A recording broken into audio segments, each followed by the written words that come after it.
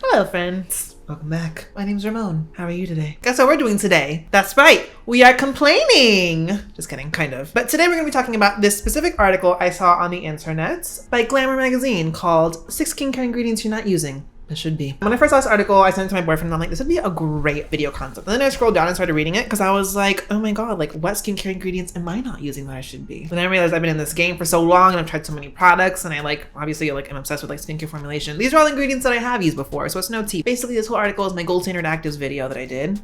It. But I have to understand at the same time that this article is for people who might not know so much about skincare and are not necessarily familiar with a lot of skincare ingredients. So I'm like, oh, these are actually really great ingredients to talk about, like retinoids, vitamin C, AHAs, BHAs. One of my main issues with this though, beyond some of the things that they talk about in regards to the ingredients, is the fact that I hate most of the products they recommend. Here's the deal with this. This is Glamour Magazine. This is a beauty magazine. You don't necessarily know the biases with the products recommended, right? These are beauty editors that receive free product or might have agreements with certain brands to feature certain products more regularly. So some of the products might not actually be the best quality. And while we have to assume positive intent, I'm basically gonna go through, break down what the article talks about and give you better recommendations for each of the ingredients. So before we get into it, give this video a thumbs up, hit the subscribe button, notification bell so that you know when I post more skincare content. And down below as well, have you used any of these products that I don't like? Or what are some of your favorite products under each of the ingredient categories? Ingredient number 1, retinoids. Basically, they make the claim that out of retinoids, retinoic acid, aka retin-A, is the most potent form, which is tea. And it's also kind of difficult to obtain just because it is more prescription strength thing. And that retinols are really great options because they're a lot more accessible, which is also tea. The main thing they feature though is this Lancome serum, which costs $78 and it only features 0.2% of retinol. And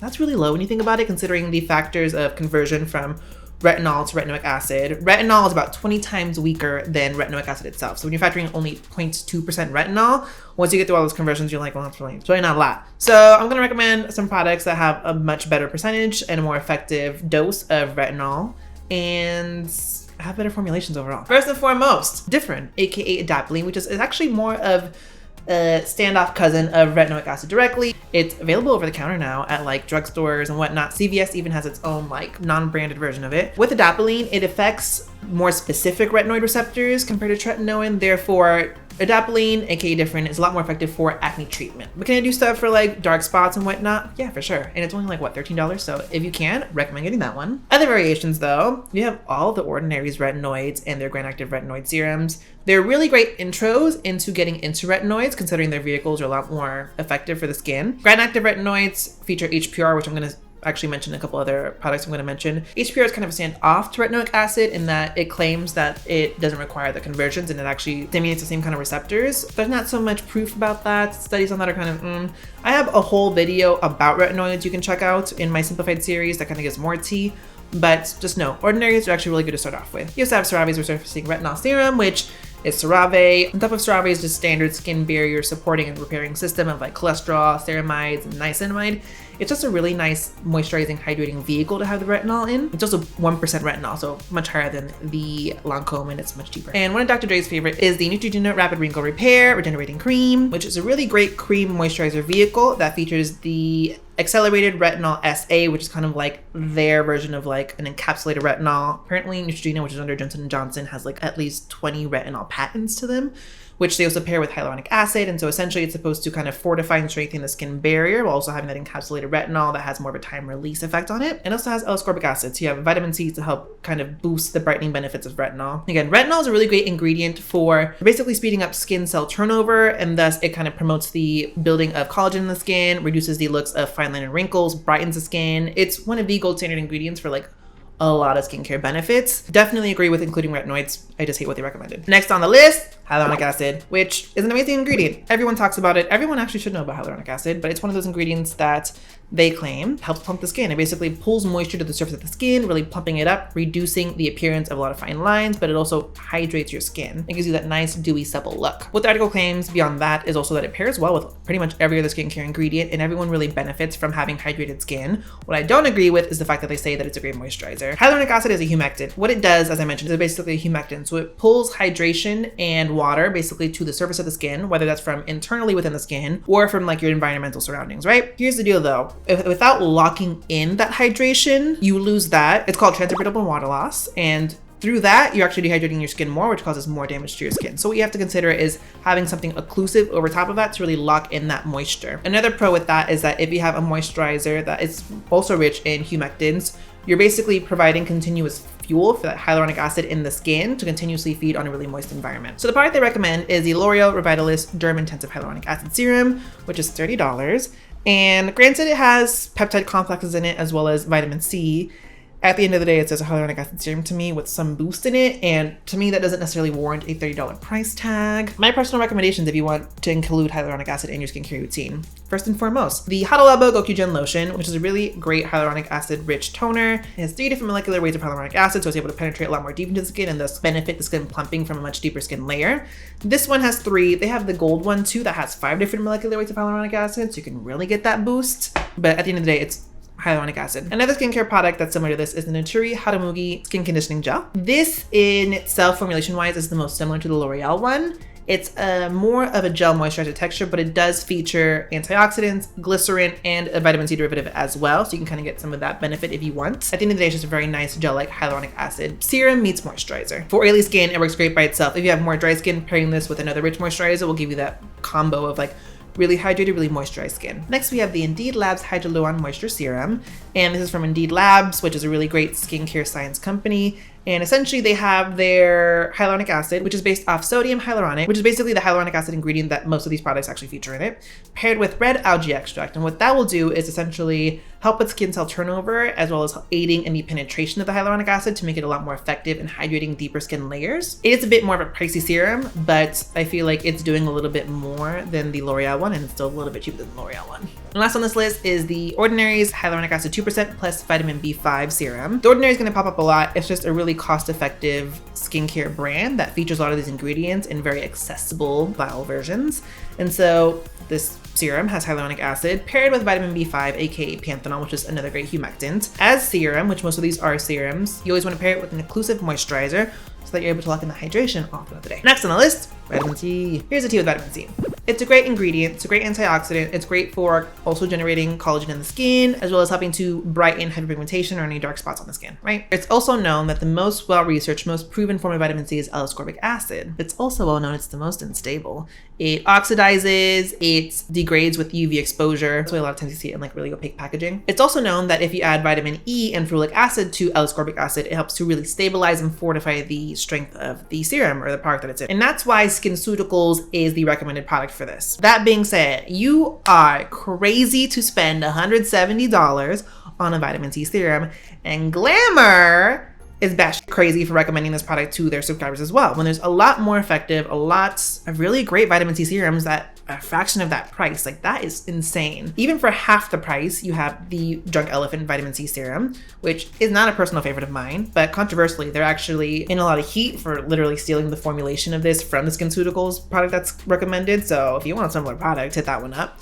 But even that's still expensive to me. On a similar price point to that too is the Sunday Riley CEO serum, which actually features a derivative of vitamin C. So it's not as well researched and proven, but I like that product a lot more. But for even more affordable prices, you have the Dear Claire's Freshly Juiced Vitamin C Drop. It's a 5% L-ascorbic acid serum, but it is L-ascorbic acid and it's a lot more gentle. So it's a really great intro to getting into L-ascorbic acid vitamin C, which also, mind you, the SkinCeutical ones that's mentioned is like really high strength, which could potentially cause a lot of irritation. So that's also a con as to why that one was recommended. Another great product is the COSRX Triple C Lightning Liquid, which has 20.5% L-ascorbic acid, which is just as high as the SkinCeuticals serum that's recommended. It's also paired with black chokeberry, which is an antioxidant that they're claiming helps to stabilize the vitamin C at such a high strength, but at the end of the day, it's just another antioxidant. But it's also paired with licorice root extract, which is another really great brightening agent. It's one of my all-time favorite skincare ingredients for that reason. So that paired with the L-ascorbic acid is kind of a powerhouse for skin brightening if hyperpigmentation or dark spots is what you are specifically targeting.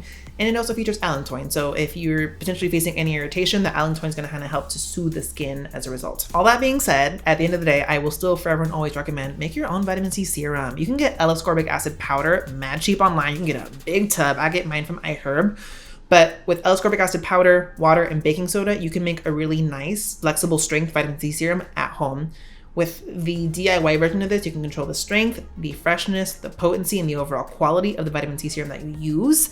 And this technique is actually gotten from a Lab Muffin Beauty Science video, so go check her video out, but that's what I recommend if you want a really effective vitamin C serum is more tailored to your needs. Number 4 on the Glamour article is peptides. And so peptides are a really hot thing right now just because peptides are kind of being touted as a really great anti-aging ingredient. It's a humectant, first and foremost, but as the article claims, peptides are like the protein building blocks in the skin, and they can boost collagen production by promoting cell growth in the skin. The recommended product in the article is not one that I've used before, but it is a similar price point to Proteini polypeptide cream from Drunk Elephant, which I have used and I love, even though we don't love Drunk Elephant. But that's still really super expensive, and there's a lot of great variations on that. First and foremost, you have the Inculus Peptide Moisturizer, which is the closest dupe to Proteini I've seen thus far. It features some of the same peptide complexes as Proteini, minus all the extra extracts that Drunk Elephant puts into their products, which I don't necessarily like. It's a much better price point, just as effective in my opinion. You also have the Claire's Midnight Blue Youth Activating Drops, which is a serum form of peptides. It features actually a few of the peptide complexes featured in the Proteini.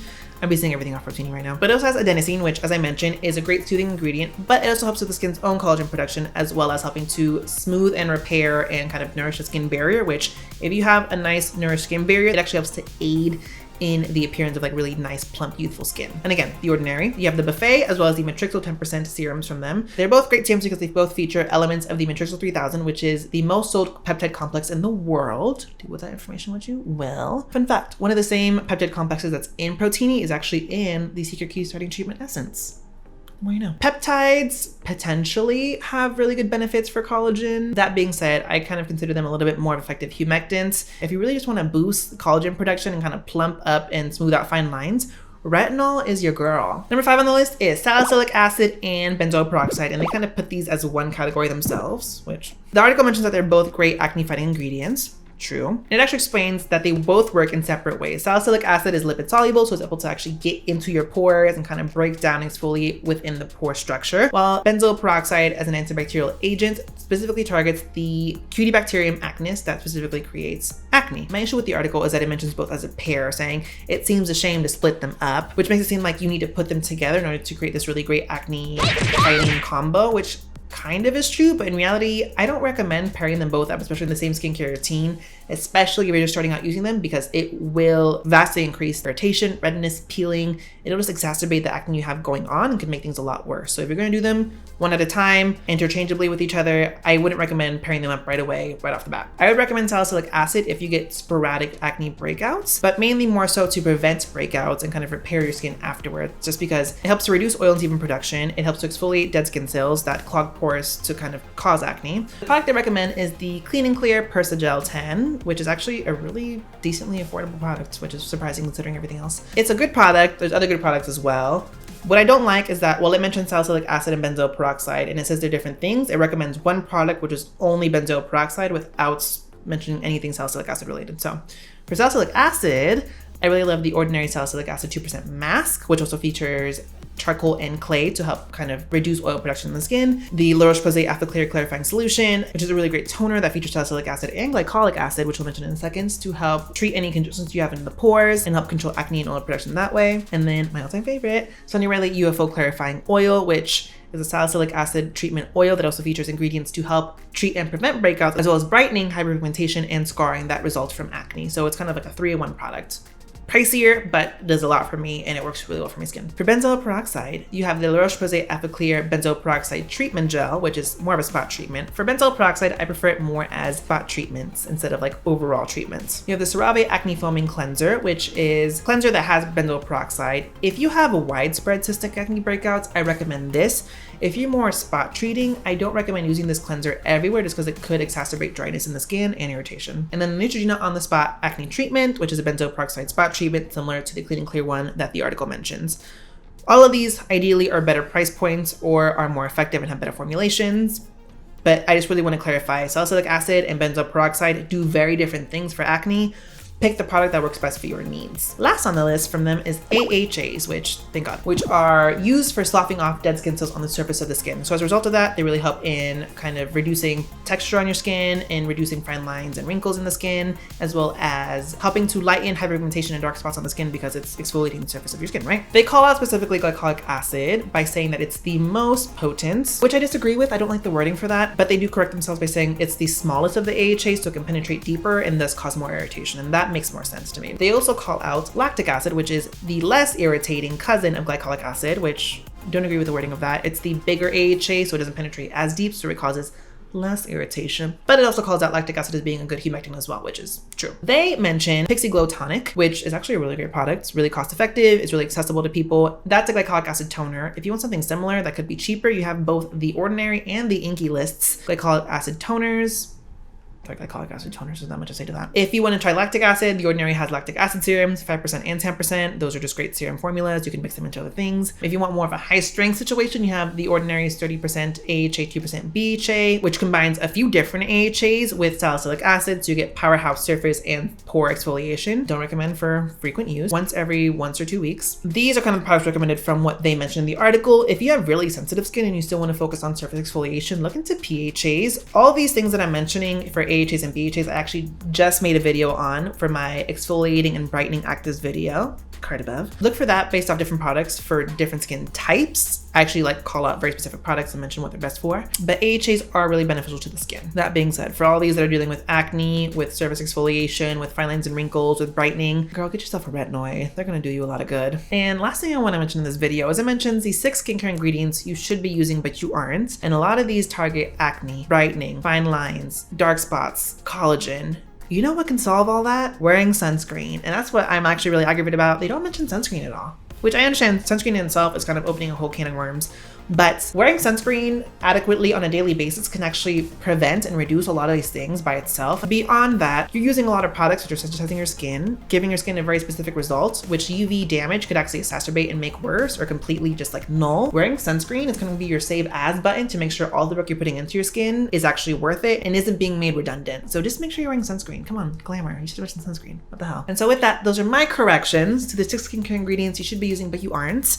Glamour did a good job in recommending the types of ingredients. I just think they could have done better with the products. Go check out my other YouTube videos, which I mentioned sporadically throughout this video, to find a little bit more in-depth information on these specific ingredients. Again, I have my gold standard actives video, I have my exfoliating and brightening actives video, I have my retinoids video, I have a million videos on sunscreen. Go check those out for a lot more in-depth information scientifically, as well as product information. Thank you guys for watching. Again, hit that thumbs up, hit the notification bell so that you know when I post new videos all the time. And again, in the comments down below, what are your recommendations for these ingredients? Just because there's a lot of products I haven't used yet, so I want you to share with me. Come on, please. And yeah, thanks for watching, guys. Bye.